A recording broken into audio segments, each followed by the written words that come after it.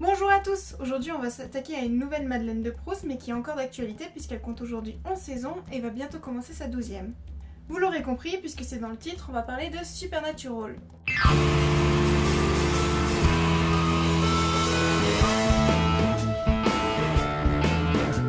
Supernatural, c'est un savoureux mélange entre des films d'horreur pour ados, X-Files et Buffy. Elle a débuté en 2005 aux États-Unis et on est actuellement à sa 12e saison.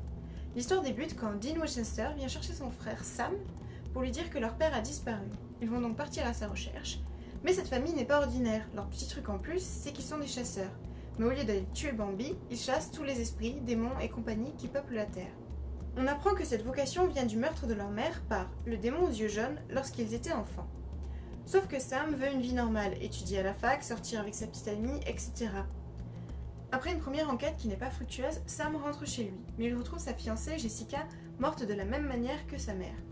Dans son désir de vengeance, Sam décide de rejoindre son frère dans la chasse aux monstres et la recherche de leur père. Et c'est ainsi que la série commence. Au niveau du casting, on retrouve Jensen Ackles, dont je vous ai déjà parlé dans le premier Teen AG. On a pu le voir à l'affiche de nombreux films d'horreur comme Le Jeu de l'année ou encore Meurtre à la Saint-Valentin, dont la qualité est somme toute relative.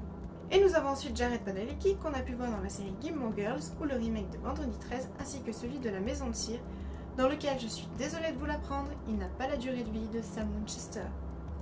Et on a même droit à un petit clin d'œil à La Maison de Cire dans la saison 5 avec l'apparition de Paris Hilton.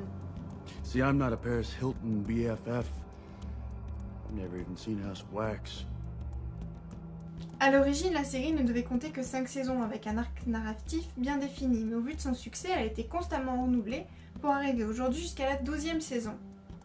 Ce qui fait qu'à partir de la saison 6, on a des saisons qui sont cohérentes avec l'univers que Supernatural a créé depuis sa saison 1, mais qui ont un petit peu un arrière-goût de réchauffé. Et avec Supernatural, on a un univers plus réaliste. Ce sont deux jeunes hommes qui n'ont pas de pouvoir magique, qui sont totalement normaux, mais sont projetés dans cet univers.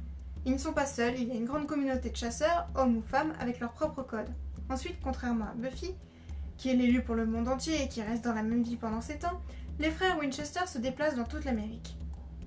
On a donc un schéma plus réaliste où les chasseurs poursuivent des phénomènes paranormaux mais n'attendent pas que ceux-ci se manifestent devant eux. Au niveau du découpage des saisons, elle échappe au schéma classique qui veut qu'une saison égale un boss final. Chaque finale de saison a des conséquences sur la saison d'après, il ne s'agit pas de tuer un gros méchant, et puis de tout recommencer. Même si maintenant cela semble un peu moins vrai et qu'on reprend un schéma un peu plus classique. On peut tout de même saluer le final de la saison 8 où Abaddon, apparu dans cette saison, n'est pas tué et le sera peu avant la fin de la saison 9. Et ils subissent aussi les actions des autres protagonistes, comme on a pu le voir notamment dans la saison 11, où ils n'ont aucun pouvoir sur les événements, ils sont là en tant que spectateurs. La série se basant essentiellement sur des personnages bibliques, on pourrait penser que seules les créatures liées à la religion chrétienne sont représentées. Eh bien non, dès le début de la série, elle s'attache à nous montrer des créatures des religions dites païennes. Ils partent du principe que si la religion chrétienne existe, alors les autres aussi, et mélangent très bien le tout. Tout cela semble cohérent dans l'univers. On a même droit à une réunion de grands dieux de diverses religions qui se disent que les chrétiens, ils font bien chier avec leur apocalypse de merde. Et même si on n'est pas croyant, la série voit la religion comme un moyen de justifier le surnaturel et ne nous dit pas qu'on doit croire en Dieu.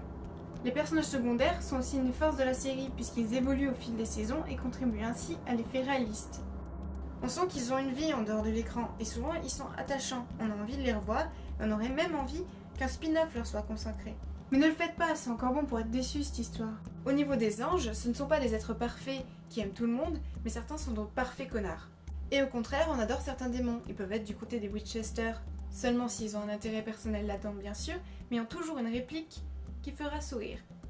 Quant à Lucifer, la première fois qu'on le voit, il est d'une telle douceur avec son hôte, il lui explique clairement la situation, lui avouant que cela va le faire souffrir et qu'il ne peut pas faire de miracle. Mais il réussit à être apaisant, à remettre en question les agissements de Dieu. Et c'est beaucoup plus intelligent de faire dans la demi-mesure. Même si on n'est pas d'accord, on doute. On comprend son comportement même si on ne l'approuve pas. La relation entre Sam et Dean est aussi très intéressante. Ce sont des frères, donc il y a un lien particulier qui fait que très souvent, on a une attitude plus protectrice avec les membres de sa famille et aussi une aptitude à se pardonner l'impardonnable. Car oui, ils ont chacun des choses à se pardonner. Mais aussi, le fait qu'ils se connaissent si bien permet à la série d'avoir toujours un humour piquant. Et oui, une des nombreuses qualités de la série, c'est son humour. Les scénaristes ont une telle facilité à se moquer de leurs personnages et on sent qu'ils prennent plaisir à les ridiculiser. Cela se ressent particulièrement dans la saison 6 quand nos deux frères débarquent dans notre monde et ne sont plus que deux acteurs dans une série. L'humour sert aussi à dédramatiser les moments les plus tendus. Par exemple, ici, on apprend que Bobby vient de vendre son âme.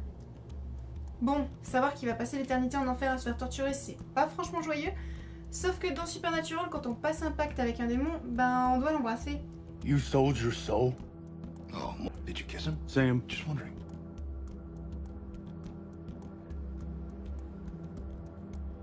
No!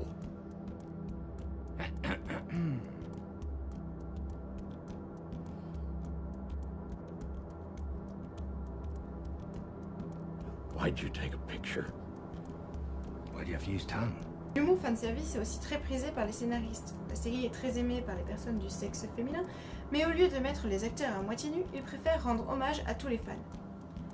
Ce sont même les fans qui sont au centre de certains épisodes, dont le 200e. Cet épisode musical aurait pu être totalement banal, mais au final, il sert à ouvrir les yeux aux Winchester sur leur relation. Les fans servent toujours à quelque chose. Mais on a aussi des épisodes au style particulier qui reprennent le style des émissions paranormales, le fan footage, les vieux films d'horreur ou ceux pour ados. Bon, parmi la flopée de références qu'on peut trouver dans Supernatural, il a fallu trancher et choisir, et j'ai choisi donc de vous montrer celle de Urban Legend dans l'épisode 7 de la saison 1.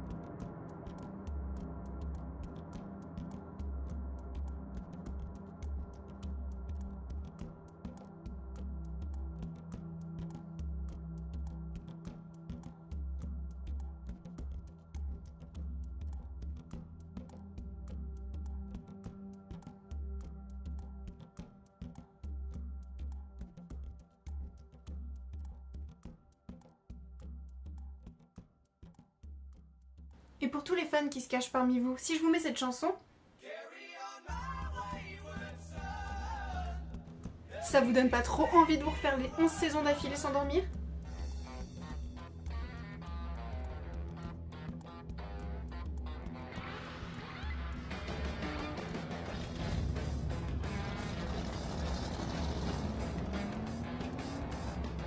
Alors je vous invite grandement à regarder Supernatural, même si la série est longue et qu'elle est toujours pas terminée, elle se regarde très facilement si comme moi vous aimez la magie, les monstres et les films d'horreur. Cette vidéo est maintenant terminée, j'espère qu'elle vous aura plu, qu'elle vous aura donné envie de regarder Supernatural. N'hésitez pas à me dire ce que vous en avez pensé en commentaire. Et on se retrouve bientôt pour une nouvelle vidéo. Bye bye!